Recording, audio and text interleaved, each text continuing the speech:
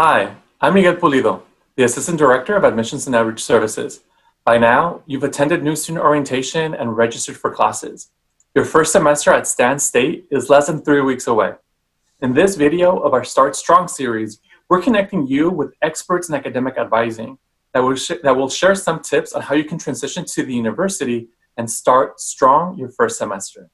I want to encourage you to leave us your questions in the chat, and we'll answer them live towards the end of the program.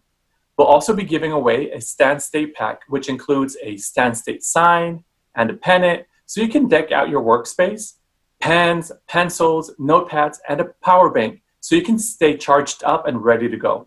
First, let's go over some giveaway rules. There is no purchase necessary, but entries are limited to currently accepted students only. Terms and conditions do apply. You can click on the link in the chat for the full contest rules. YouTube is not affiliated with this giveaway. We just want to give our accepted students some giveaways to help create a workspace filled with warrior spirit.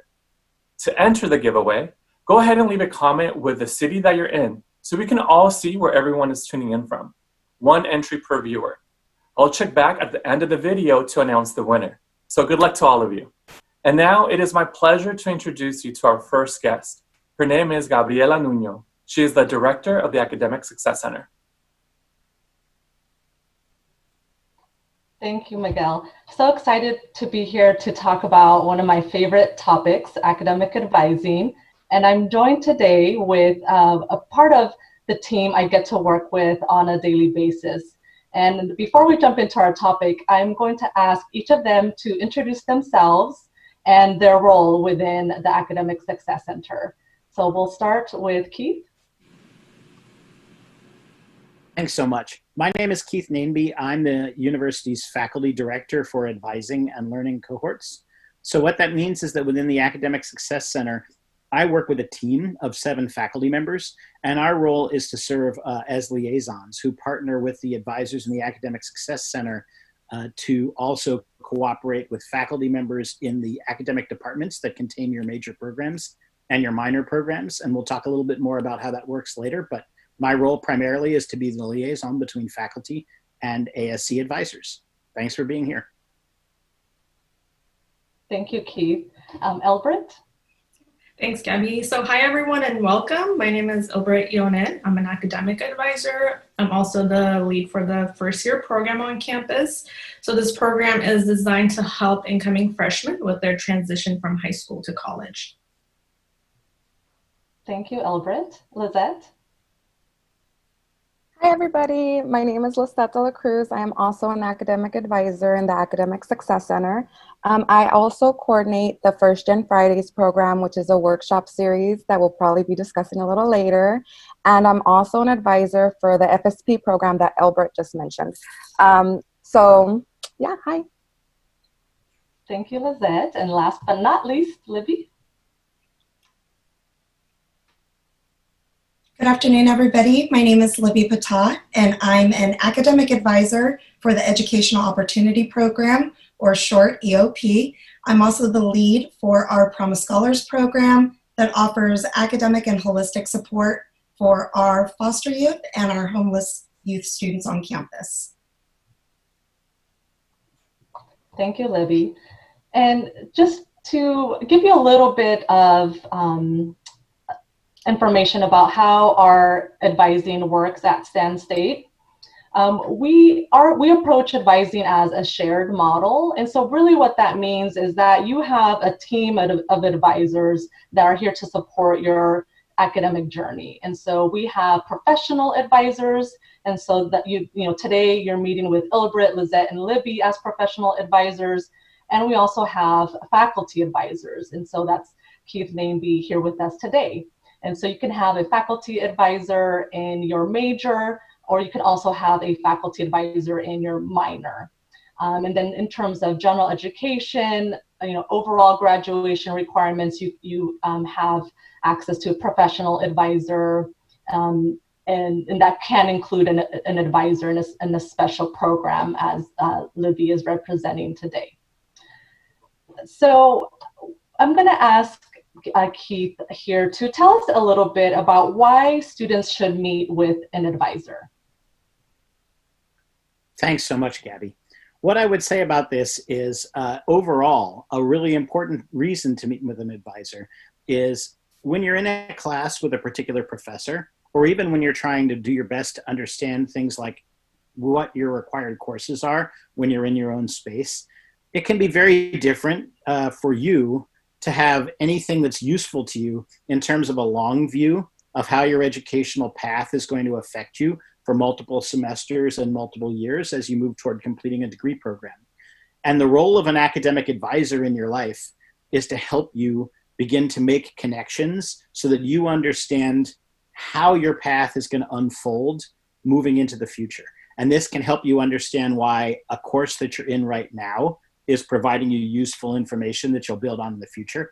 It can help you understand how to register for classes that give you effective progress toward your degree in a timely way. So you're using things like financial aid and your own financial resources in effective ways. And last but not least, it can also help you access a much broader range of resources that the university has beyond just your own classroom.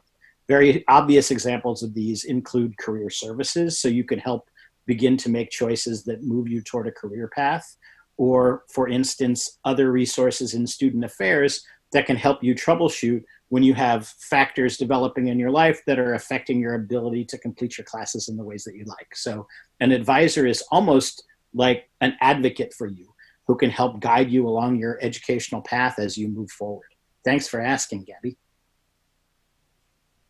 Thank you, Keith. Now I'm going to ask Eilbret to let us know how students can connect with the professional advisor, specifically with the Academic Success Center. And so just to remind you, the Academic Success Center is available to all undergraduate students. And so Eilbret will tell us a little bit more. Yeah, so I'll talk a little bit about advising and how to get connected with an advisor. As you already know, we're all working remotely. So to get an appointment with an advisor with one of us, you would have to go through our website to make an appointment. And right now, all appointments are either through Zoom, phone, or we're also available through email as well. As Gabby mentioned, we are available Monday through Friday. So we also have a live chat feature available on our website. So if you go on the Academic Success Center's website, you will find an icon that looks somewhat like an envelope. It's on the right bottom hand of the ASC website. You can just put your question on there if you just have a quick question, and someone should be able to answer you pretty quick. And then I do want to mention a couple of other programs that are housed in the ASC as well. And by ASC, I mean the Academic Success Center. So our department also advises pre-nursing and undeclared students. We also have the Freshman Success Program. This helps incoming freshmen in their transition from high school to college. I kind of mentioned that in my introduction. So it's a one-year commitment program. We help students with one-on-one advising. We do workshops.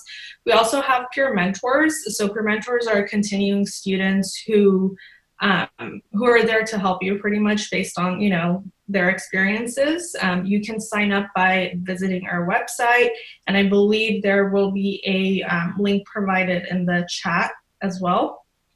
And then on the last note, for transfer students, we also have peer mentors who are there to support you with that, with that first semester, that transition and adjustment. So for that, there's also, I think for that one, there's actually a email provided in the chat. So if you're interested in that, check out the chat and sign up to these programs. Thank you. Thank you, Eilbret. So now that you've heard a little bit of how you can connect with us, I'm going to ask Lisette to tell us a little bit more about the role of a professional advisor. And then after that, we'll actually go back to Keith to talk a little bit more about the faculty advisor role. So, Lisette? So just like Gabby was mentioning earlier, our office is filled with resources. We like to say that we provide wraparound services. So not only do we provide finding classes, registering, help with graduation, changing major, but we also can help with other things, such as if you are looking to get a job, if you're looking to get an internship, if you're looking for some workshops for resume building, we know to connect you with the Career and Professional Development Center. So we also provide resume building or also like just workshops through First Gen Fridays, which is something that I coordinate. First Gen Fridays is an awesome workshop series for First Gen students who are interested in connecting with other First Gen students or other faculty and staff who were First Gen themselves. So it creates a community of First Gen. And honestly, I believe we're like more than 80% First Gen now. Gabby can probably check my statistics, but about 80% of you all at Stanislaus State are First Gen. We also can give you other resources, like if you are, let's say, a little short on cash and you're hungry, we have something called the food pantry, and you can still go and it's still open. It's safe, and you can be 6 feet apart, always wear your mask.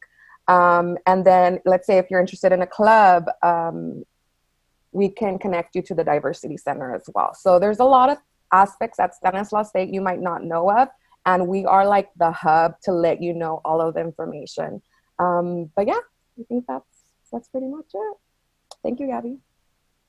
Thank you, Lisette. And you're absolutely right. I would say about 80% of our first-time students identify as first generation. And so that is something that we're very proud of as a campus. And many of us on this panel today are first generation students ourselves. And so very excited to join your journey to and through college. So now we'll go back to Keith to tell us a little bit more about the faculty advisor role. Keith? Thanks, Gabby. And I just wanted to say, so Lisette gave you some terrific information about what advisors do overall, and especially the work that she was describing will be earnestly undertaken to help you by all of the many folks in the Academic Success Center whose professional approach is as an advisor. That's what they do for their full-time job. They're in it to think about what they can do to help you be successful. There are other kinds of advisors you'll also work with here at Stan State. Those are faculty members who are professors within the disciplines that you choose for a major program or a minor program. And they have an important role also because they're the folks who are experts in the disciplinary area that you're choosing to study. What that means to you is they can really help you see the connections between one required class and a later class. They can really help you build a range of classes that can meet your interests and help you grow academically in the ways that you want to, because they understand what each one of the classes will do for you as a student. So they play a vital role as a faculty member in that respect. They're a little bit strange, though, as a group of people compared to the professional advising work that Lisette just described, because they're not doing advising all the time. That's not their only job. In fact, they usually think of themselves first and foremost as your teachers. And so that's good news for you because they have expertise in your area of study that other advisors wouldn't have. But there's another piece that's not exactly bad news, but that requires you to take a little bit of initiative sometimes, which is, and hopefully professional advisors like those in the Academic Success Center can help coach you in this when you need help with it. Sometimes the faculty members who are advisors will not reach out to you first to seek out an interaction with you unless it's time for you to register for classes. Otherwise, you might not hear from them very often. And my advice to you is, you can build that relationship in ways that work better for you. So the advice I'd like to give anybody viewing this now is take initiative and reach out to the faculty member in your discipline who's your academic advisor, who understands not just what they're doing in your class with you, but what your whole degree path is going to entail, and make sure that you're trying to connect with that person as soon as you begin your fall semester classes. Make sure you're trying to connect with that person close to the start of any new semester so you can check in with your faculty advisor and talk with them about how your classes are going, how the workload feels, if you feel like you can succeed in these classes. Faculty advisors are really terrific people to have those conversations with because they understand the material in the classes. And so what that means is maybe at least once a month or so, if you're reaching out to that faculty advisor, you're going to notice that you distinguish yourself from other advisees they have, who will be more passive. and you will develop a strong mentorship kind of relationship with that faculty advisor. They can down the road be in a position to write you letters of recommendation for other programs like graduate programs, letters of recommendation for jobs. They can help you identify internships associated with what you want to study. And so those are great relationships to build with your faculty advisor. And sometimes they just require a small nudge from you. So I would say if you can look to reach out to that person at least every month or so, you'll find that it's a very rewarding relationship that serves your interests. Thanks for listening. Thanks, Keith. So hopefully by now you can get a sense of our theme is really about making connections, with you as students and for you, right? And it could be in an advocacy capacity, but also in a way to connect you to resources that maybe you're not aware of. So, in that spirit, we, really there's different ways that we find connection with our students. And one of those ways is through special programs, support programs. And so want to turn it to Libby to tell us a little bit about the role of special support programs. Libby? Thank you, Gabby. So as my colleagues have said, advising is about making the connection with the student, whether it be a faculty advisor or a professional advisor. Through special programs or advising support programs, we try to take it one step further. We're going to mirror the advising practices of assisting you understanding institutional policies and procedures and your degree requirements. We're going to help you navigate your major, help you navigate your degree so requirements are met for graduation. But we're going to take it one step holistically further and provide guidance on the expectations of a college student and really encourage you to be productive, have healthy study habits, effective time management, and really create a healthy balance of curricular and co-curricular engagements. We're going to encourage appropriate independent responsibility and accountability for your education in academic and professional matters. We're going to help you define your academic plan and select programs consistent with your goals and your beliefs. We're going to support you in making positive life decisions and work collaboratively with you to assist you in developing decision-making skills that are consistent with your goals, your interests, and your objectives. As a special program, we have several on campus. So EOP, Educational Opportunity Program. We have Promise Scholars Program. We have the FSP, TRIO, and then the Men of Color, which are all supportive programs that partner with or have an advising component. But within these programs, we provide events like EOP. We have a summer bridge program for our first-time freshmen, and it's a 1-week transitional to get them acclimated to campus, introduce them to expectations that they might meet in the classroom, introduce them to other students in the cohort within the EOP program, within their major or special interests. We have get-togethers, so we try and bring the students together to create that community feel, that foundation of support. We do graduation celebrations and acknowledgement of the accomplishments. So it's celebratory. So there's an academic side to it with the advising, but it's also holistic support to make sure that all of your needs are met. Mental health,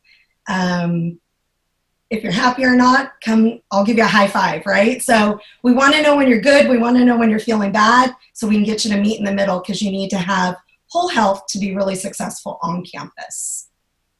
Thank you. Thank you so much, Libby.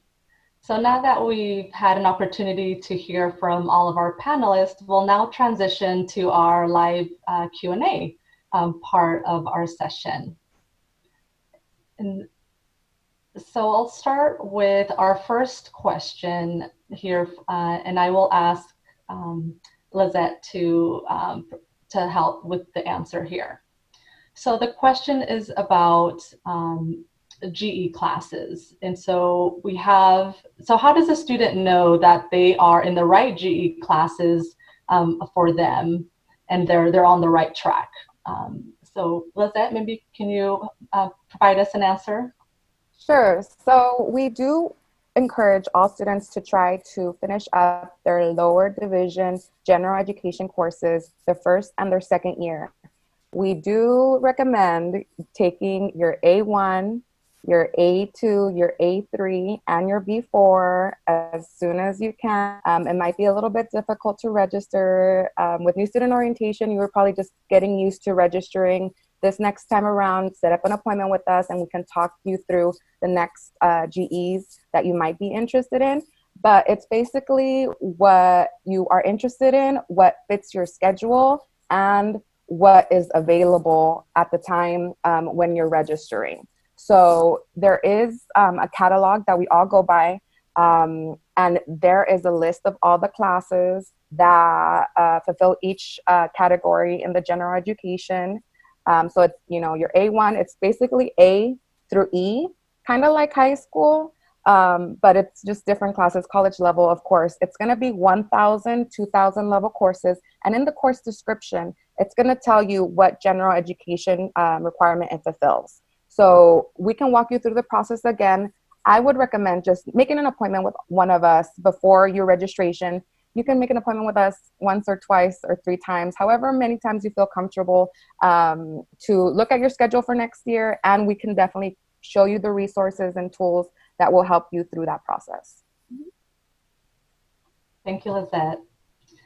Our next question, I'll ask Libby to address. Can you tell us a little bit about the tools in the Student Center that can help students know if the classes that they registered for in the fall help meet their graduation requirements? So maybe you could talk about the map tools. Sure. So we have 3 tools that will help you follow general education, prerequisites for your declared major, and then your major courses. We have something called the STAN Planner, which, according to whatever you've declared as your major, is laid out semester by semester in a 4-year pattern and gives you an idea of what you should be registering for each semester. That can then talk to our STAN degree progress, where you can log in and it's a running evaluation of your degree. So it'll indicate courses that you have completed, have in progress, and then still have yet to complete. It's an amazing tool. It's another way that you can gauge your registration off of. And then we also have, oh gosh. Are you thinking about the scheduler? Yes, STAN Scheduler. Thank you, Gabby. STAN Scheduler is something that you would use at registration when you are setting up your schedule for the following semester. It's an opportunity to plug in desired classes or classes that you've been advised to take.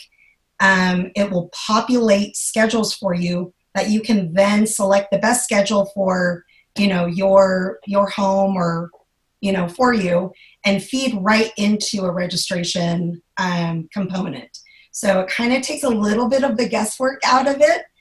You'll just need a lot of time to use the STAN Scheduler. It's make an appointment with an advisor. We'll walk you through it. But there's some great tutorials on the Enrollment Services webpage for the MAP tool. Thank you, Libby. This next question will be for Keith. So will my major advisor help me with my ed plan for the years I am at Stan State? Absolutely. This is actually a terrific question to follow on what Libby just described, because what a professional advisor can help you do very well better than a faculty advisor is get your academic tools in your portal set up and help you begin to work with Stand Planner so that you can make a multi-year educational plan. Professional advisors are experts at helping you with that. Faculty advisors, a bit less so.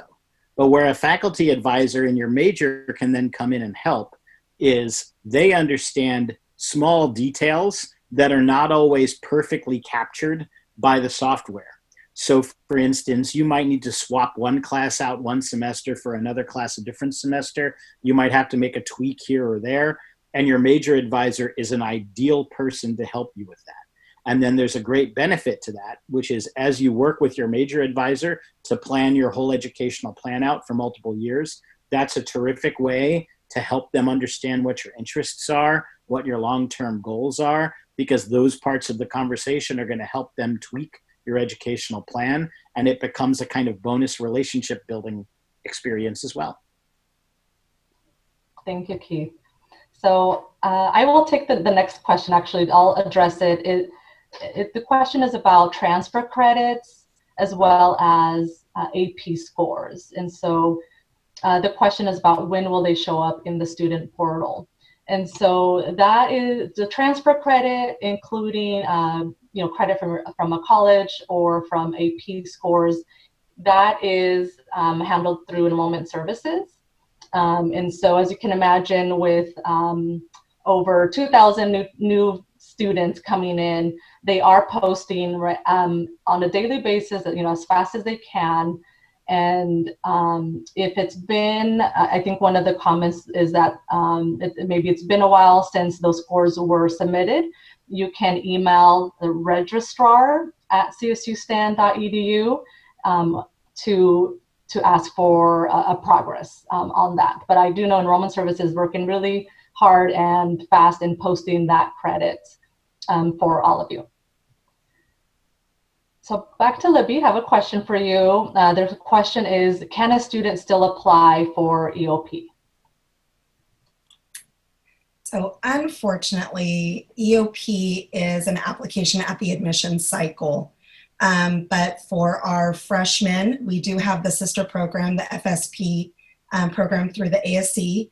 We also have TRIO, which facilitates the same advising programming for freshmen and sophomores.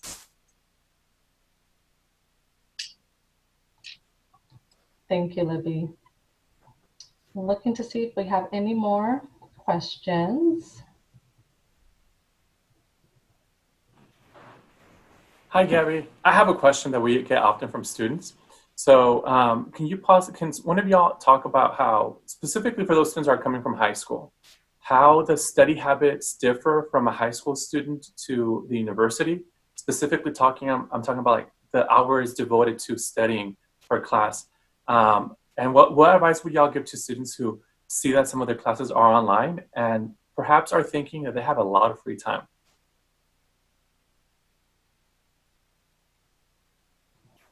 That's a great question.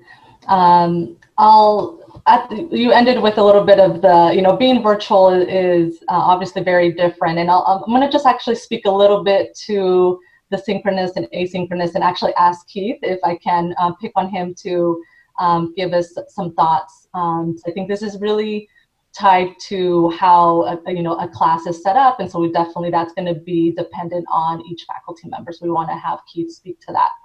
And so I think that an important thing to know, and there was, I think, a question actually as well about what does it mean to be asynchronous. And so there are classes where you won't have a specific time or day that you have to log in and be interacting, perhaps live with a faculty member. So that's asynchronous. So there's not a specific date or time. And so you really need to establish some time, though, on your own. It's kind of free and open to complete the coursework required for that style of class. Then you'll have synchronous, where in the class schedule, you would have noticed a specific day and time for that class. And so those are specific days and times that you need to log in to, again, it'll be specific to the faculty member in terms of what you will log into. And so we'll have kind of Keith give us a little bit more information on how you could prepare for those different styles of classes. Keith? Thanks, Gabby. One thing that I would say about that, to reemphasize something Gabby just said, you really have to feel this out for each class. Each class not only has those two distinct instructional modes or designs that Gabby just described, but please remember that the professor's teaching your classes here at Stan State, and this is a good thing for you moving forward, but it's something you have to think about for fall 2020. They're not used to necessarily all of them teaching fully online or fully remote classes. So each professor will have a radically different style than each other professor when it comes to things like, how often are assignments due? Is there an assignment due each week before a synchronous class meeting that happens all at the same time? Or are there longer arcs of assignments where you have more time to work on something? Or some combination of both? That's going to depend on each class. So that's important to you because you might find that a strategy for studying and preparing for class that works for one or two of your classes in the fall is completely different than a strategy you need to use for other classes. And that's actually a really good way to answer the question that Miguel posed at the start. The question was, how is studying for high school different than studying for college? Usually the biggest difference that I would point to is in college, because the subject matter is in greater depth, and also because subject matters for that reason differ more from each other. You might have had a vibe that worked for you in high school and got you the grades you were seeking in most of your classes most of the time. And maybe you had to do it a little bit differently for a foreign language class or something like that, right? But for most of your core academic classes, you had a vibe and it worked for you. You'll discover, especially when you're working on general education classes, but even probably in some of the classes in your major, every class is quite different than every other class. And so the biggest difference when you're going into a college setting is you have to dedicate time in your life in those first 2 or 3 weeks of class to just really focusing in tightly on what the vibe in that class is. How do I get to know the professor and what that professor expects? How do I get a feel for the work in this class?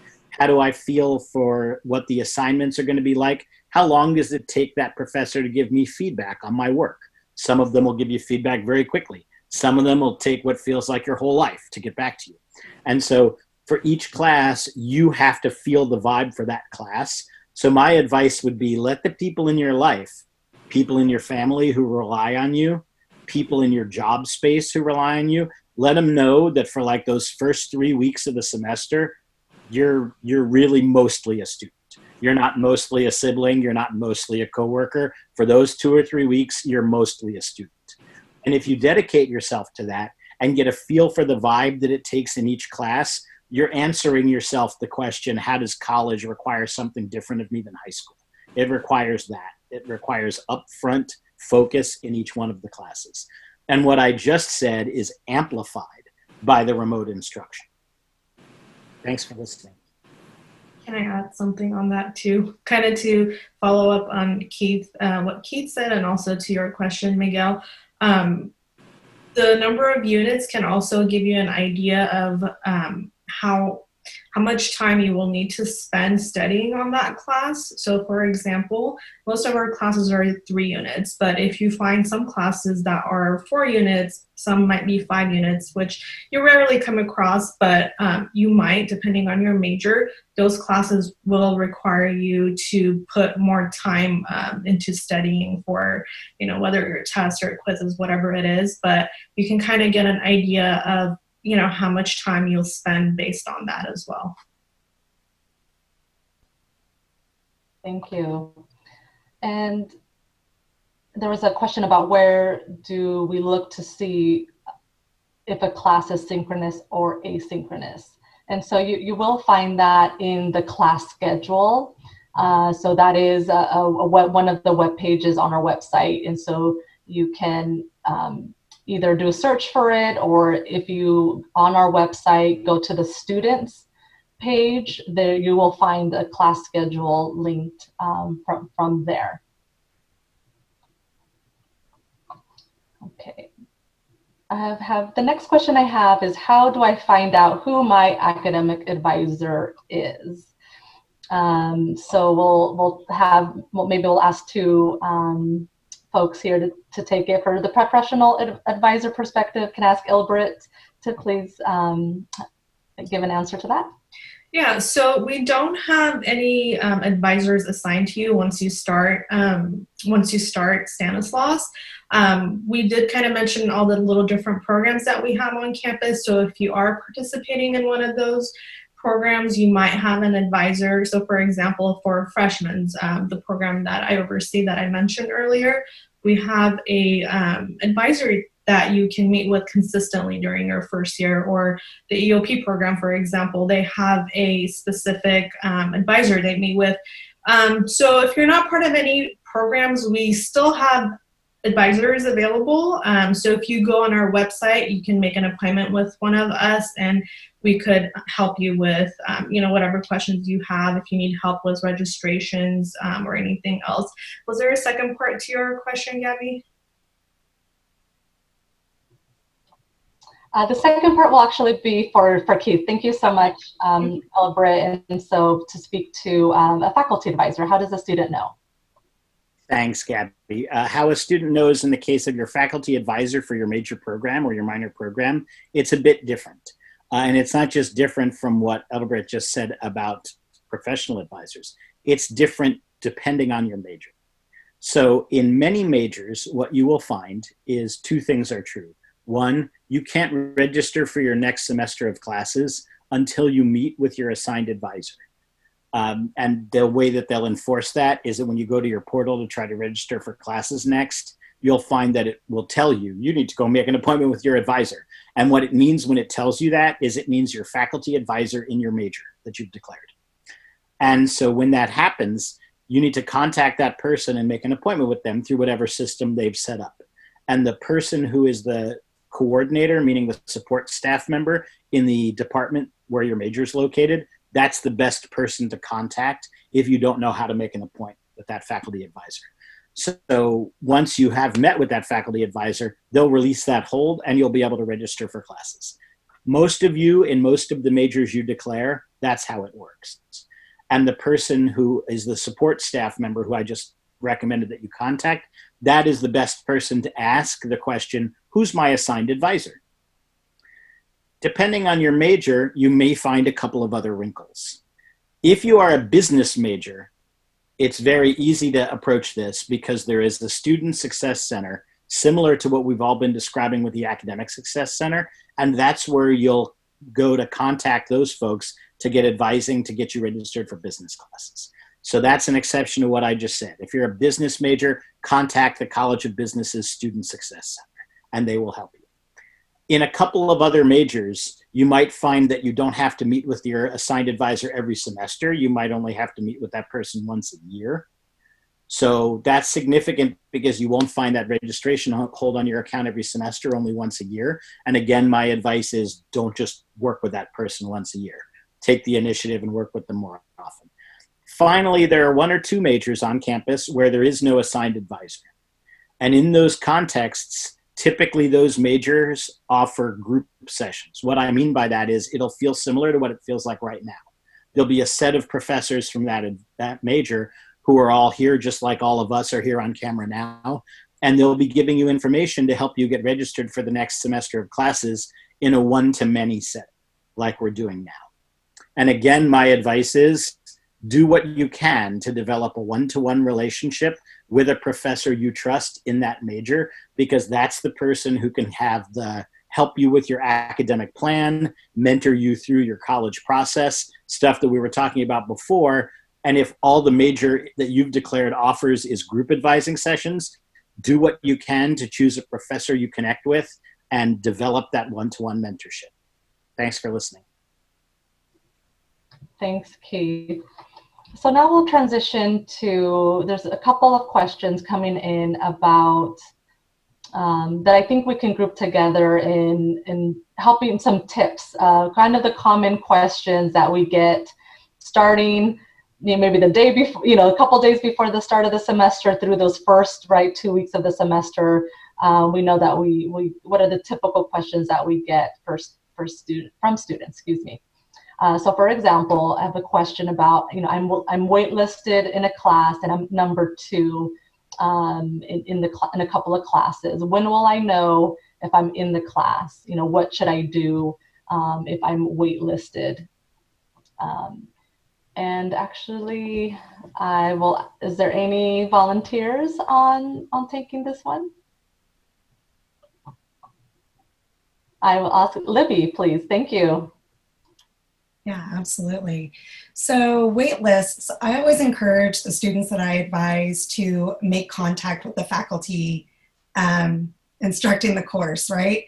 So once you're waitlisted, get the contact information of the faculty, their email, reach out, introduce yourself, let them know why you're interested in taking the course. Maybe drop your major in if it happens to be a course within your major, lower division or upper division, but just start building that relationship with the faculty member, because that can make all of the difference of obtaining a permission number to add the class. Permission numbers, if you're on the wait list, permission numbers have to come from the instructing faculty for the course. If they give you the permission number, any advisor or enrollment services can help walk you through the steps to adding that permission number and getting active in the registration. Enrollment services also rolls wait lists. It's a auto job they do. So as people drop the class and seats become available in the course, when they roll the wait list, however many number open seats there are, those students from the wait list then enroll in the class and you become active. There's nothing that you need to do. So keep an eye on your registration, because you could be rolled into the course, but I always recommend reach out to the faculty that's instructing the class. Introduction, your year of, freshman, sophomore, junior, senior, your ID number, why you want to take the class, be professional, be sincere, make it a proper email. We can help you out with that. But just keep that line of communication open with the faculty and attend class, even if you don't have an active spot, because you can get a permission number the first couple days of class as well.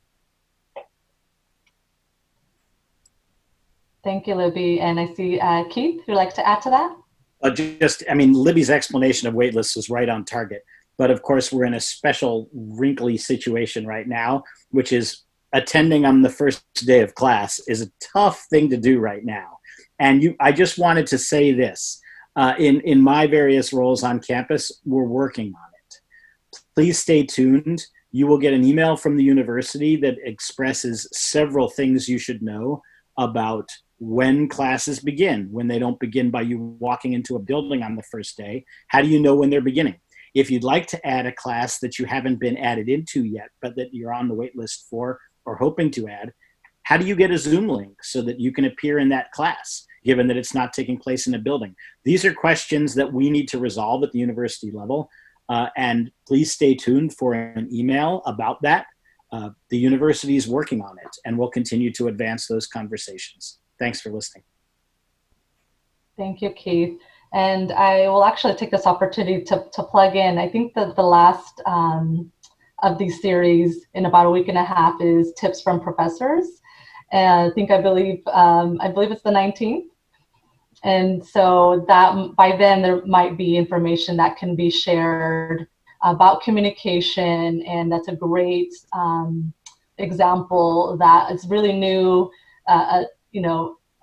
charted territory for all of us, right? And so normally we would, again, recommend students to walk into a classroom and see if they can be added. And so that will look different for this fall. And so we will, the university will be in communication, but of course, we'll see if that can be answered with the tips from professors on August 19th. Now there was a question about about jobs. So what jobs how do we know or can see jobs that we can apply for that are related to our major when we graduate? So this question is really about jobs after graduation. And so related to the major. So maybe I'll ask Keith to maybe help address that. Sure, I would say, I mean, the first place usually to think about connection between academic work and jobs is in your major classes, in your conversation with your major advisor, and also in the classes you're taking with the professors in your major. Because they're folks who understand the jobs that are probably connected to the area that you want to study. And academically speaking, in most programs, you can get internship credit for beginning to practically work in a work site that has connections to the work you're doing academically, and get some college credit for work. And sometimes even get paid while you're getting college credit. So internships are a terrific place to start, and often internships within your academic program are the best place to start, as well as broader mentoring conversations with the professors in your major, because they're folks who might have connections, networks in those fields. But finally, a terrific resource for you as a student at Stan State is our Office of Career and Professional Development. They have a whole series of tools, from helping you figure out what might be a good job for you or a good career path for you based on your aptitudes and interests, to thinking about which careers are associated with which kinds of skills that you're building academically and which kinds of knowledge bases, to job fairs and contacts with professionals who are looking to hire, to helping you develop the skills you need to create a good cover letter or a good resume or something like that. And so make sure that you're using that resource, because you're paying for it when you pay fees. And those folks do terrific work in that office. So they're here to help you. Thank you, Keith.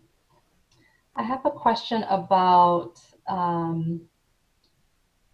it's actually a question for EOP, but I'll go ahead and answer this. It seems like it's a specific question about a student that had applied for EOP. And so if you are wanting to find out about your specific application, you please contact the EOP office. We actually have a live chat, and so you can either email or you can just hop onto our website and chat with us during, right now it's 8:30 to 5, I believe. But the first 2 weeks of the semester, we will have extended chat hours. And so really that's going to be in place from being in person, right? Normally in person, we would be open late and you'd be able to walk in. And so what we're doing instead is having a chat feature where you can just go onto our website and chat live with one of our representatives. And so we have our peer mentors on there and our advisors on there that can help really assist and answer a variety of questions. And for EOP specifically and Promise Scholars, they have their own chats on their websites. The other website I want to mention is also for our Stockton campus advising. So we have a team there that also has a chat feature for you. So that's really a great way for you to have some of your just more quick, maybe urgent questions answered through chat. After hours, you can still submit a question through that chat feature and it'll just send us an email. And so you can, that way you don't forget about it. Go ahead, send it through the chat. We'll receive it and reply to you in the next business day. Okay, so I'm going to see if we have any more questions. Great. So I think those are all of the questions. Before we close this part of our panel, I wanted to just ask if there's anyone of our panelists that would like to give any final, final tips or just in the final words before we close out here.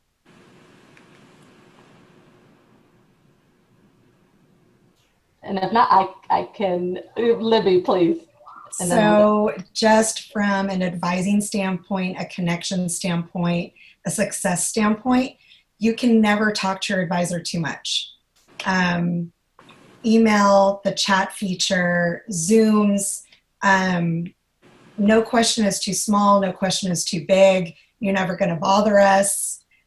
We are here to make sure that your educational journey, your educational adventure, your time with us is smooth and successful, and we will help minimize the road bumps for you. So don't ever hesitate to reach out to a professional advisor and a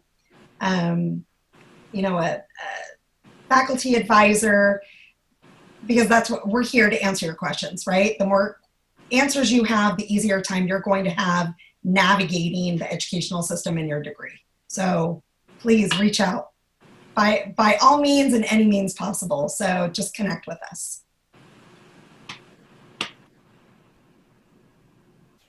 And then real quickly, I just wanted to, going along what Libby is saying, I think it is important to be proactive. So a lot of students wait till the day that they have to register to ask us, what classes should I take? But this should be something in your mind maybe a month ahead, so that we can have time with you, have like an hour with you, 30 minutes maybe not an hour, right? But a good amount of time so we can talk about what's going on. Same thing with professors. Don't ask for a little extension the day or the minute before it's due. You know, email them. If you know there's something going on with your family, you know that you're gonna not be able to do everything, they're really understanding. So just be proactive. Even if you don't have questions for us, make an appointment, especially since it's Zoom. We'll figure out with information to drown you with. Like, we have so much information to tell you. So just make an appointment with us, be proactive, and congratulations starting. Thank you so much. And the last thing I'll just add before I hand it back to Miguel is really, especially speaking as a first generation student myself, is you have to let go of perfectionism. And I say that because I know we really, really want things to be perfect and work out, but college is really about a journey and learning about, not only about new material, but about yourself, and really growing into your adulthood and perhaps even, finding yourself and in a new community. And so please let go of perfectionism. And like Lisette said, even if you're not sure about the question, again, it doesn't have to be perfect. You don't have to come in with all your questions with us. We will do a check-in. Hey, how are you doing? And we can help you perhaps prepare you for that faculty advisor meeting that maybe you're, maybe unsure about what to ask them. We're here for you and can be that for you. And so excited to, be that support. And again, as you can tell, we work with an amazing team. And so we're, again, excited to be that support for you, and please reach out. Thank you so much. Miguel? Thank you, Gabby, and everyone else. You guys handed out really great information that I'm sure the students are going to really appreciate. It is my pleasure to now announce the winner of our giveaway. Their name is Cassie Corbin. Cassie Corbin, please, congratulations on winning. We can't wait to send you your prize. Please send us an email with your Stan State email address, your mailing address, and your shirt size, and we'll be sure to get this out to you as soon as possible. We're going to drop in our email address in the chat, so look for that in the chat. To everyone that watched, thank you so much for joining us today. We hope you found the information helpful. If you did, please join us on our next live stream on August 19th, where we're going to be getting tips from professors to help you start your first semester strong.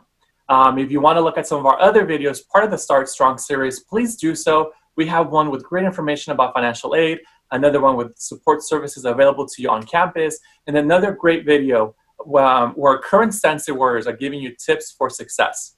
And lastly, don't forget to hit that like button and subscribe, and we'll see you in the next live stream.